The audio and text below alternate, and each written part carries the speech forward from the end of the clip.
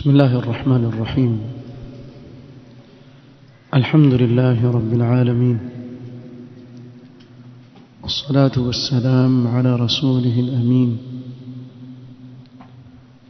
محمد وآله وصحبه أجمعين، أما بعد. leo ikiwa ni tarehe 30 mwezi wa Shaaban mwaka 1446 biidhnillah ta'ala, katika kikao chetu cha baada al-asri tutaanza kusoma risala al-ibda' fi kamal ash-shar'i wa khatar al-ibtida'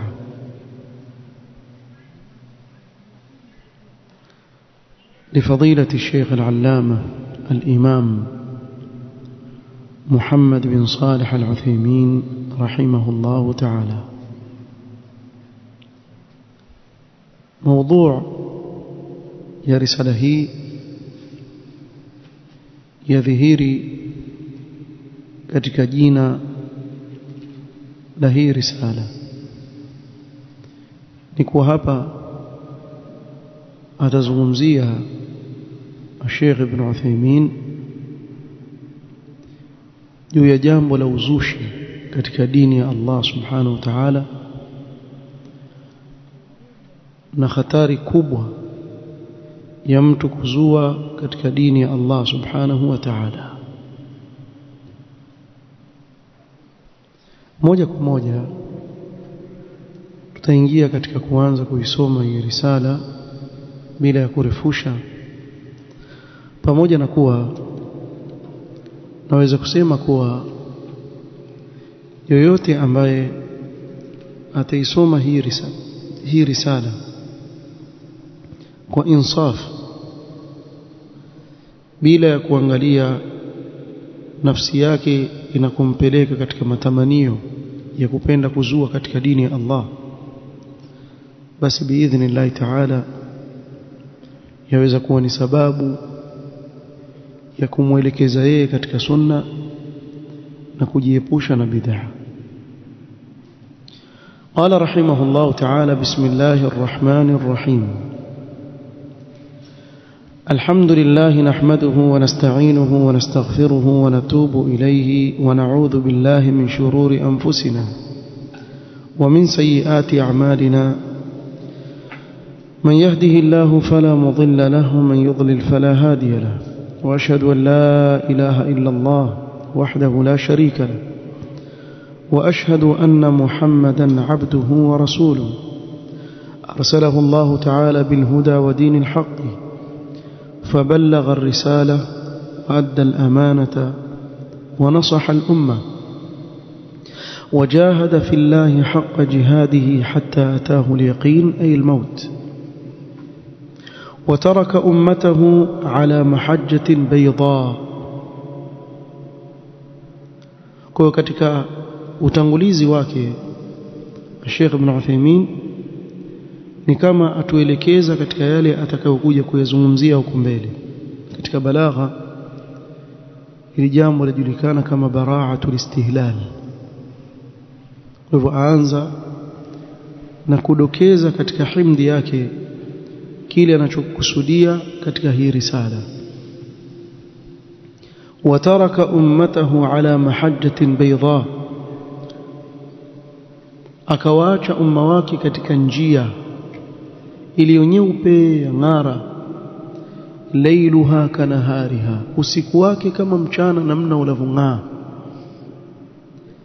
la yaziu anha illa halik, hakuna anayepinda na kuacha hii njia mahajja isipokuwa yule atakayeangamia.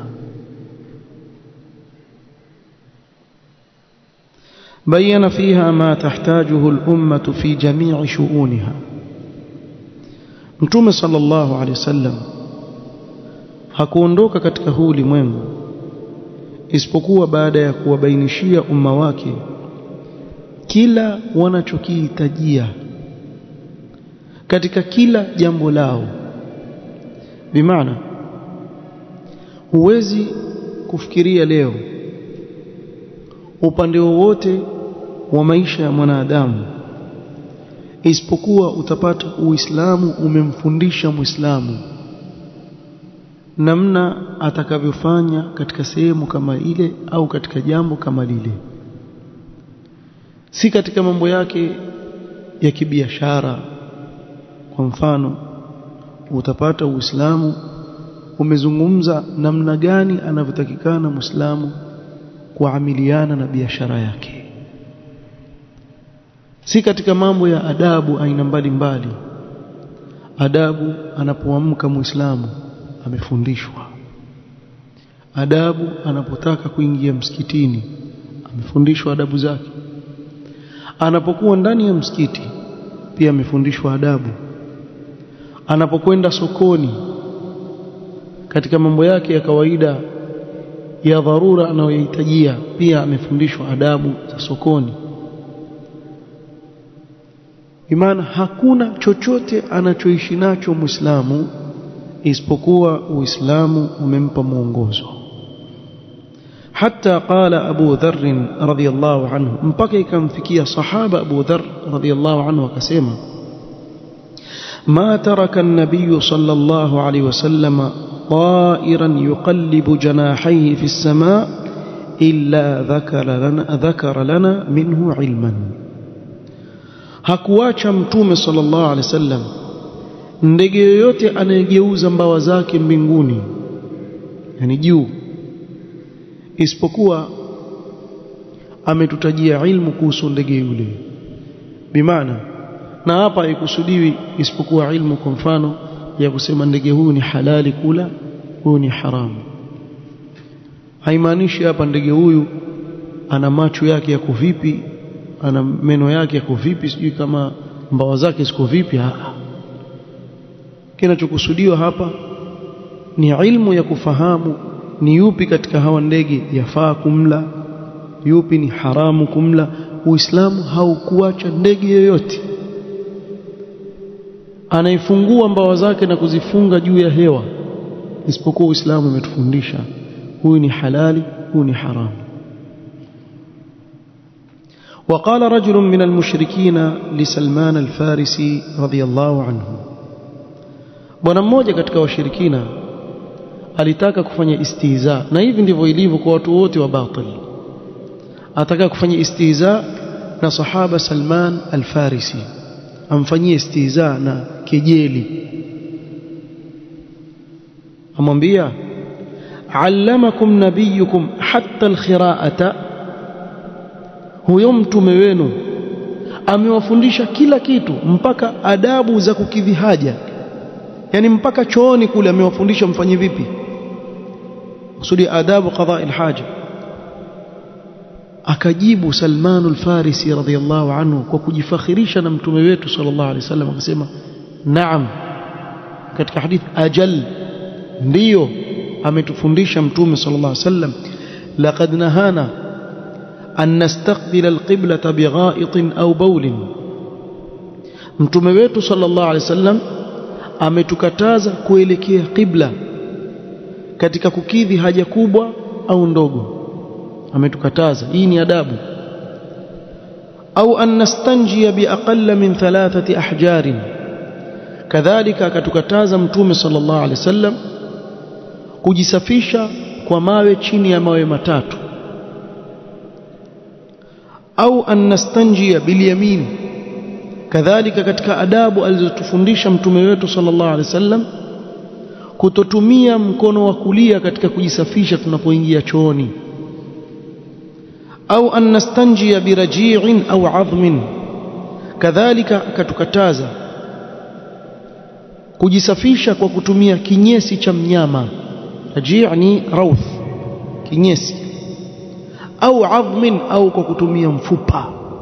Kataja adabu nyingi sana, na hizi ni sehemu katika adabu alizozifundisha mtume sallallahu alaihi wasallam katika adabu za kwenda chooni.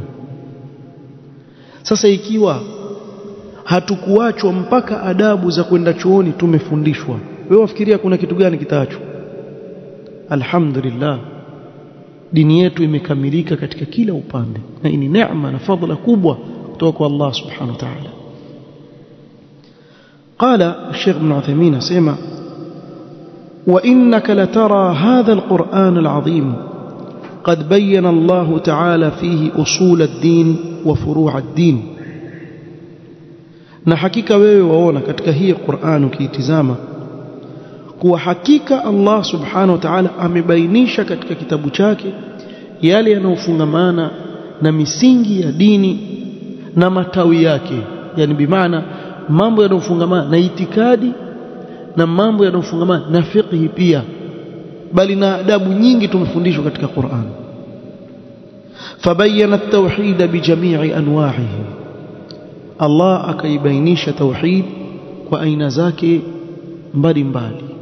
Tauhidur rububiyya ikazungumziwa katika Qur'an, tauhidul uluhiyya ikazungumzwa katika Qur'an, na tauhidul asma was sifat Allah akaizungumza katika Qur'an kwa wale wenye kuzingatia na kuelewa. Ama yule ambaye hataki kuelewa wala hawezi kuelewa, ndio kuona makhurafi wao daima wamekaa hivi vigawanyo vitatu mvipata wapi? Huyo anayekataa vigawanyo vya tauhid ambavyo viko wazi katika Qur'an, huyo wasema bid'a ingawanyika vigawanyo viwili. Huyo huku yokataa, huku wasema bid'a ingawanyika. Akataa kile ambacho kimegawanyika, akubali kile ambacho hakigawanyiki. famali haula'i alqaumi la yakaduna yafqahuna haditha, yani pale ambapo hapawezekani kugawanywa wakagawanya. Kwa dalili gani? Tutaka dalili katika Qur'an. Kumbe mashaallah mwajua kuwa dini inahitaji nini? Dalili. Dini haiendi bila dalili. Basi mbona huku pia hamutabikishi hilo mnaolisema, wakati dalili za vigawanyo vya tauhid ziko mingi tu katika Qur'an? Na ukisoma aya moja tu katika Qur'an ya kutosheleza, rabbus samawati wal ardi wama bainahuma fa'budhu wastabir li'ibadatihi hal ta'lamu lahu samiyya. Nenda kaangalia tafsiri ya hii aya, kaangalia tafsiri ya hii aya, utakuta kuwa ndani yake kumetajwa vigawanyo vitatu vya tauhid. Na mara nyingi utawasikia wakisema wa kwanza aliyegawa vigawanyo hivi vya tauhid nani? Ibn Taymiyyah. Na huu ni kwa sababu ule uvivu wa kutosoma. Ibn Taymiyyah si wa kwanza, bali haya masala yazungumzwa kuanzia wakati wal a'immatil arba'a na kabla ya hapo. Kayataja al-Imam Abu Hanifa, al-Imam Malik, al-Imam Shafi'i, al-Imam Ahmad na wengineo katika wanavyuoni kabla yao na baada yao. Na ukirejelea kitabu al-Qawl as-Sadid fi ar-radd ala man ankara taqsim at-tauhid cha Sheikh Abdul Razzaq al-Badr, utayapata yale maneno aliyoyanukuu kwa wanavyuoni kabla ya Sheikh al-Islam Ibn Taymiyyah, kuanzia karne za mwanzo mpaka kwa kabla Ibn Taymiyyah. Maneno wanavyuoni wanaozungumzia swala hili ajabu bwana. Hivi tunahitaji kuambia watu kuwa faradhi za wudhu ni 6. Akuuliza untoa wapi katika hadithi inasema furudhul wudhu 6?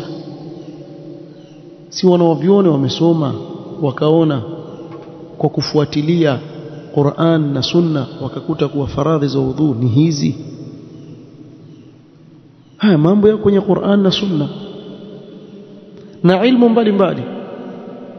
Na ndio maana ukaona kuwa kuna nguzo katika swala. Hakuna hadithi inasema hizi ndio nguzo, hizi ndio wajibat, hizi ndio mustahabbat katika swala.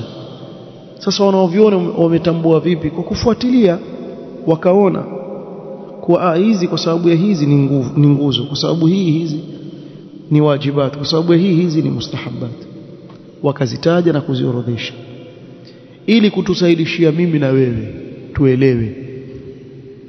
turudi hapa. قال فبين التوحيد بجميع أنواعه وبين حتى آداب المجالس والاستئذان, kubainishwa mpaka adabu za vikao na kuomba idhni. قال تعالى, kisha akataja hizi aya, ya ayuhalladhina amanu idha qila lakum tafassahu fil majalis fafsahu yafsahu Allahu lakum. Hapa tufundishwa adabu ya nini? Ya vikao, kuikiana nafasi katika vikao. وقال تعالى يا أيها الذين آمنوا لا تدخلوا بيوتا غير بيوتكم حتى تستأنسوا وتسلموا على أهلها. akatufundisha adabu za kuomba idhni, kuwa mwanzo omba idhni, utoe salamu. ذلكم خير لكم لعلكم تذكرون فإن لم تجدوا فيها أحدا فلا تدخلوها حتى يؤذن لكم. Umekwenda umepata hakuna watu katika nyumba yako, usiingie bwana mpaka wenyewe wawepo kupewe idhini. Tufundishwa adabu za kuomba idhini tunapoingia katika majumba ya watu. Wa in qila lakum urji'u farji'u. Kwa mfano umekwenda ukagota mlango kwa mtu, hodi bwana, ilikuwa nataka mtu fulani, bwana nenda zako, sasa si wakati mzuri wa kumpitia, usikasirike.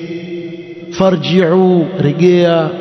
Huwa azka lakum, nitakaso zaidi kwenu nyinyi. Adabu zitafundishwa. Wallahu bima ta'maluna alim. Hizi ni adabu Allah atufundisha mpaka za kuomba idhini katika kitabu chake. Hata adab al-libas, mpaka adabu za kuvaa pia nguo tumefundishwa katika Qur'an. Qala Allah Ta'ala wal qawa'idu minan nisa'i allati la yarjuna nikaha فليس عليهن جناح أن يضعن ثيابهن غير متبرجات بزينة. كزمزي adabu za kuvaa kwa hawa wanawake watu wazima. Tena ya ayuhan nabiyyu qul li azwajika wa banatika wa nisa'il mu'minin. Hapa kazumziwa hijab shar'i. yudnina alayhinna min jalabibihin dhalika adna an yu'rafna fala yu'dhain wa kana Allahu ghafurar rahim. Allah kaizungumzia hijab katika hii aya. Sizielezi kwa sababu hatuko katika kueleza hii. Hii ni mifano tu ameyataja Ibn Uthaymeen. wala yadribna biarjulihinna liyu'lama ma yukhfina min zinatihinna وليس البر بأن تأتوا البيوت من ظهورها ولكن البر من اتقى وأتوا البيوت من أبوابها. tukafundishwa mpaka katika kuyajia majumba yetu. إلى غير ذلك من الآيات الكثيرة التي يتبين بها أن هذا الدين شامل كامل لا يحتاج إلى زيادة. na aya nyinginezo nyingi kupitia aya hizo yabainika wazi kuwa hakika hii dini yetu imekusanya kila anachokihitajia Muislamu, bali ni kamili, haihitaji ziada ya aina yoyote. Sa Muislamu minashangaa mtu akikwambia kuwa dini yako masha Allah imekamilika, haihitaji ziada aina yoyote. Hitaji ziada gani? Yahitaji ziada, utakuwa akili yako mzima. Mfano Myahudi amekujia ama Mnasara akakwambia bwana mimi nawaonea wivu nyinyi Waislamu, dini yenu ametumilizwa mtume wenu ikakamilishwa, kila kitu mnachokihitajia kipo, haihitaji muzidishe chochote. Wewe mwambie yule Myahudi, nani anasema hivyo? Bado tuhitaji ziada, kuna maulidi na hitima na nini, hizo zinahitaji ziada. Wewe si yule Myahudi atakuona mwehu wewe, yule kafiri atakuona wewe mwehu wewe. Mimi nakusifia dini yako kwa imekamilika, haihitaji ziada, wewe wasema bado inahitaji ziada. Maana yake nini? Yani huyu kafiri aizungumza vizuri dini yako kuliko wewe mwenyewe. Ndio nasema mtu akisoma makini hii risala akaielewa vizuri, wallahi alazim utatosheka na kile alichokuja nacho nani? Mtume Muhammad sallallahu alaihi wasallam. Sema alhamdulillah, dini yetu imekamilika, haihitaji ziada ya mtu yoyote, la fulan wala allan. Hata akaja na kilemba kikubwa kilo 10 kichwani kama tairi ya tuktuk, ankuja hapa akaja kusema mimi nataka kuongeza, tutaona labda kile kilemba si mzima katika kile kilemba. Qala yatabayanu biha anna hadha ad-din shamilun kamilun la yahtaju ila ziyada, kama annahu la yajuzu fihi an-naqsu, kama vile hii dini haihitaji ziada, pia haijuzu kwetu sisi kupunguza vitu tukasema hii tukiondoa katika dini, haifai. ولهذا قال الله تعالى, na kwa sababu hiyo Allah subhanahu wa ta'ala akasema fi wasfi al-Qur'an, katika kuisifu Qur'an asema wanazzalna alayka al-kitaba tibyanan likulli shay'in, ay wanazzalna alayka al-Qur'ana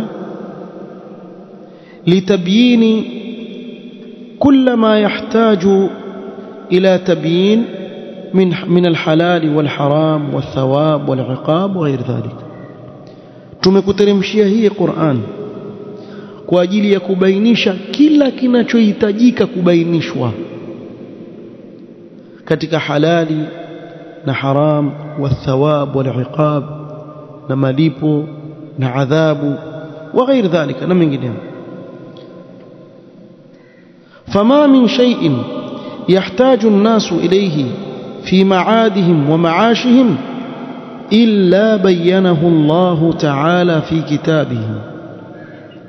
kwa hakuna chochote katika kile anachokihitajia au wanachokihitajia watu katika akhira yao ambao ndio maad, na katika maisha yao ya dunia, isipokuwa Allah subhanahu wa ta'ala amekibainisha katika kitabu chake,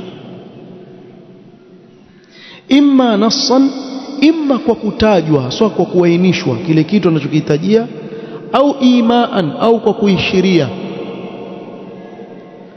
wa imma mantuqan wa imma mafhuman, imma kimetamkwa haswa katika kitabu cha Allah au chafahamika hivyo. Niwapeni mfano. Allah subhanahu wa ta'ala sema ya ayyuhalladhina amanu in ja'akum fasiqun binaba'in fatabayyanu. Hapa imekuja nas ya kuwa fasiq anapokuja na habari lazima tufanye nini? Tuchunguze kabla ya kuzikubali. Hii ni mantuq ya aya, nimezungumza hivyo.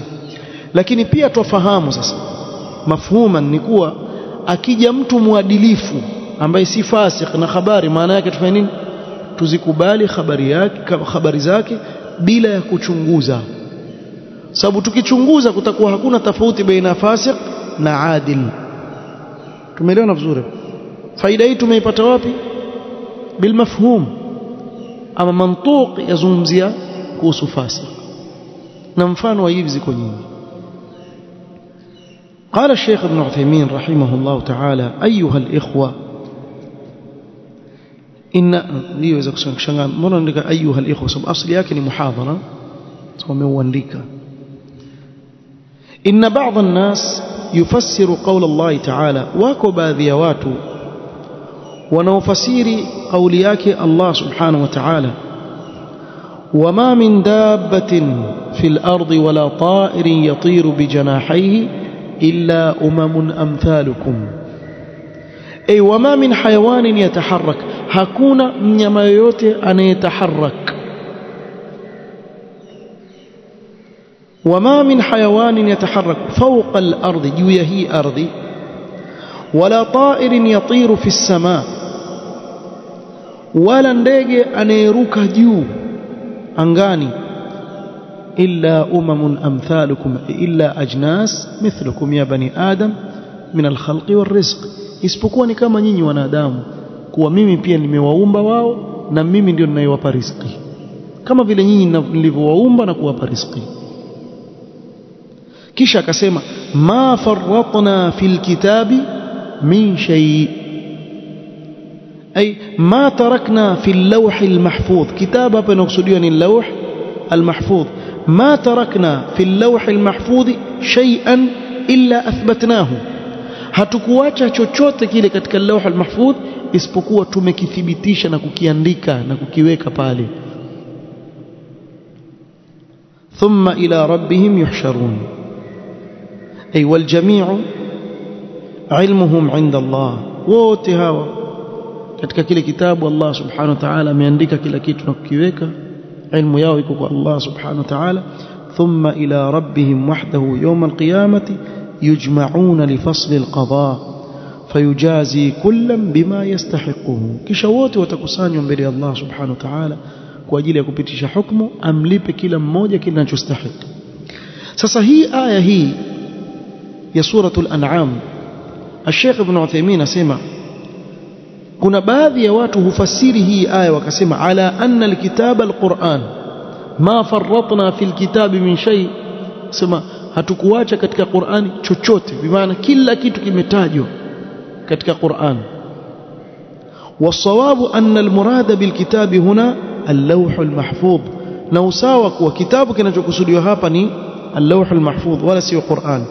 Wa amma al-Qur'an fa inna Allah ta'ala wasafahu bi ablagha min an-nafy, ama Qur'an Allah ameisifu kwa wasifu mbora zaidi kuliko kukanusha tu kusema hatukuacha chochote. La, wa huwa qawluhu wa nazzalna alayka alkitaba tibyanan likulli shay'in. Kwa hii Qur'ani imeteremshwa kwa malengo ya kubainisha kila wanachokihitajia watu katika ahkam za halal na haram, kabla ya hapo katika msingi wa dini, tauhid na vinginevyo. فهذا أبلغ وأبين من قوله ما فرطنا في الكتاب من شيء. وصفه هو سورة النحل نمبر زيد كلك وصفه وليصفه اللوح المحفوظ. قال ولعل قائلا يقول huenda msemaji akasema hivi أين نجد أعداد الصلوات الخمس في القرآن؟ nimesema Qur'an imebainisha kila kitu, idadi ya swala tano katika Qur'an imetajwa wapi? Wa adada kulli salatin fil Qur'an, na idadi ya rak'a za kila swala katika Qur'an iko wapi? Wa kayfa yastaqimu annana la najidu fil Qur'an bayana a'dad rak'ati kulli salatin? Vipi itakuwa hii maana ni sawa kwa Qur'an imebainisha kila kitu kisha hatupati idadi ya rak'a za swala ndani ya Qur'an? والله يقول ونزلنا عليك الكتاب تبيانا لكل شيء. الله ashasema hivyo, kwa hiki kitabu kimeteremshwa kubainisha kila kitu. jawabu lake nini? قال والجواب عن ذلك, jawabu juu ya suala tata kama hilo ambalo mtu aweza kuuliza, أن الله تعالى بين لنا في كتابه أنه من الواجب علينا أن نأخذ بما قاله الرسول صلى الله عليه وسلم وبما دلنا عليه. kuwa Allah subhanahu wa ta'ala katika kitabu chake ametubainishia sisi kuwa uwajibu juu yetu sisi tuchukue yale aliyoyasema mtume wetu sallallahu alaihi wasallam na yale aliyotuongoza kuyafanya mtume wetu sallallahu alaihi wasallam. Kwa sisi katika Qur'an tumeambiwa wa aqimus salata, sio tusimamishe swala. Tutaijuaje hii swala? Qur'ani ikatuambia sisi man yuti'ir rasula faqad ata'a Allah, mwenye kumtii mtume amemtii Allah. Tuna zetu kwa nani sasa? Kwa mtume sallallahu alaihi wasallam. Tumeambiwa tusimamishe swala, tuisimamishe vipi? Qur'ani yatuambia nendeni mkamjulie nani? Mtume wenu awaeleze haya. ومن تولى فما أرسلناك عليهم حفيظا وما آتاكم الرسول فخذوه وما نهاكم عنه فانتهوا. alichokupeni mtume salama chukueni, alichokatazeni komekeni, wacheni. wattaqullaha innallaha shadidul iqab. فما بينته السنة فإن القرآن قد دل عليه. kwa hivyo kilichobainishwa katika sunna Qur'ani imetuongoza katika kukifuata. Qur'an ndio imetuelekeza katika kukifuata. لأن السنة أحد قسمي الوحي الذي أنزله الله على رسوله وعلمه إياه. kwa sababu yatakatufahamu kuwa sunna ni mojawapo wa vigawanyo viwili vya wahi, sababu wahi ni Qur'an na sunna. wahi ambao Allah subhanahu wa ta'ala amemteremshia mtume wake sallallahu alaihi wasallam na kumfunza, كما قال الله تعالى وأنزل الله عليك الكتاب والحكمة. الكتاب ni Qur'an na hikma hapa nini? Sunna. وعلمك ما لم تكن تعلم, akakufunza yale uliokuwa huyajui. وكان فضل الله عليك عظيما وعلى هذا فما جاء في السنة فقد جاء في كتاب الله عز وجل. kwa hivyo tutokana na natija hapa kwa kile kilichokuja katika sunna ndicho kilichokuja katika kitabu cha Allah subhanahu wa ta'ala. wama yantiqu 'anil hawa in huwa illa wahyun yuha. kwa kama vile Qur'an ni wahi na sunna ya mtume Muhammad sallallahu alaihi wasallam ni wahi, tumepata wapi faida hiyo? Katika Qur'an. kwa Qur'an haikuacha, ndio ile tuelekeza sisi kuwa na hiyo sunna pia ni wahi unaotoka kwangu mimi, nimemfunza mtume wangu sallallahu alaihi wasallam, na nyinyi fuateni. Ndio maana tukapata rakaa za swala ni ngapi na mengineo. Naona muda umesukuma, umefika mwisho wake, lakini nilikuwa nakusudia pia hiyo sehemu ya pili hapo nieleze, lakini qadar Allah ma shaa faal. wakati umesonga, darasa nusu saa tu insha Allah taala. kuanzia hapo tulipoachia tutaendelea katika kikao cha kesho idha ahyana Allah. sallallahu yanfa'ana ma 'allamana wa yazidana ilma wa alla kilana ila anfusina tarfata 'ain. wa sallallahu wasallam ala nabiyyina Muhammad wa ala alihi wa sahbihi wa sallam. subhanakallahumma wa bihamdik ashhadu an la ilaha illa anta astaghfiruka wa atubu ilaik. barakallahu fiik.